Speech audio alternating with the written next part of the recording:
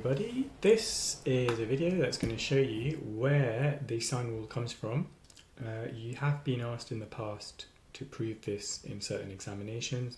It's very straightforward and it just requires 3 steps. I'm going to show you those in this video, special bonus video for advanced trig. You should have already practiced how to use the sine rule by now and how to label triangles for advanced trig, because that's part of the proof here. So there are 3 steps you need to know when you are trying to prove the sine rule. Step 1 is label the triangles using advanced trig notation. So that's very easy, just label the vertices and the sides. Step 2 is to draw the perpendicular height, and then step 3 is use sine equals opposite over hypotenuse twice in the same triangle. So I'm going to show you how to do that. So for step 1, we're going to use a triangle on the left for this example. So step 1 is just going to label this as A, B and C, uppercase because it's a vertex, and then we're going to label the edges as lowercase a, lowercase b, lowercase c. Now step 2 is to draw the perpendicular height. So you can see this is going to be where the perpendicular height is going to exist, and we're going to call that H.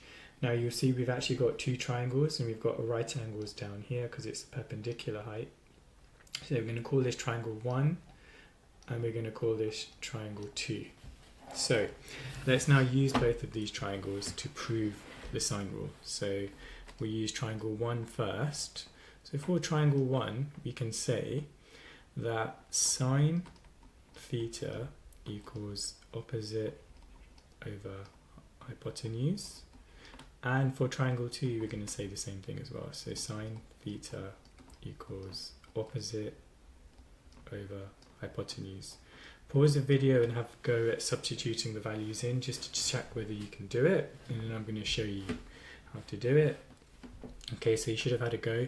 First, for triangle 1, it's going to be sine A, because that's the angle there. So sine A equals opposite.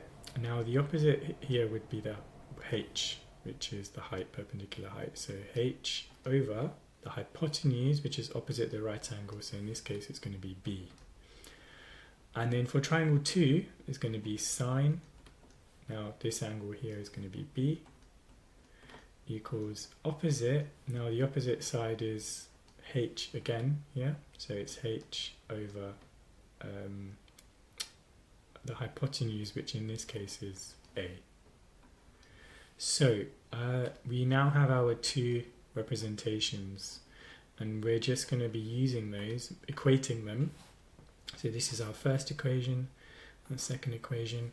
I'm going to rearrange both. I'm going to multiply this by B on both sides. I'm going to multiply this by A on both sides, and you'll see why in a second. So B sine A equals H, and on the right hand side we can see A sine B equals H.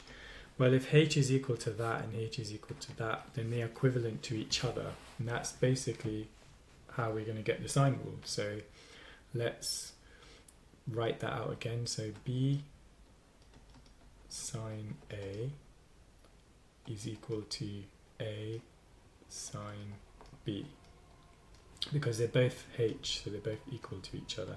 So you can now rearrange this. There's various ways of rearranging it.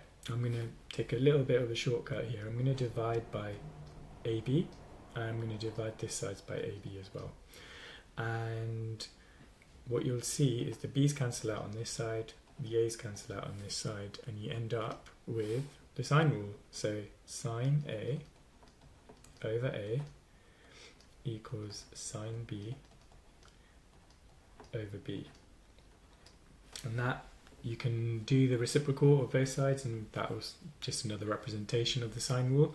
Now if you use the triangle on the right hand side, this one here, you're just going to essentially do it the same way. You can label the vertices in any order you want. So I could have, for example, done A, B, C.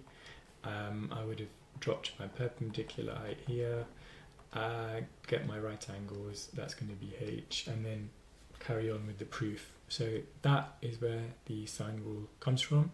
You can now prove it using 3 simple steps. Hit subscribe, smash the like button.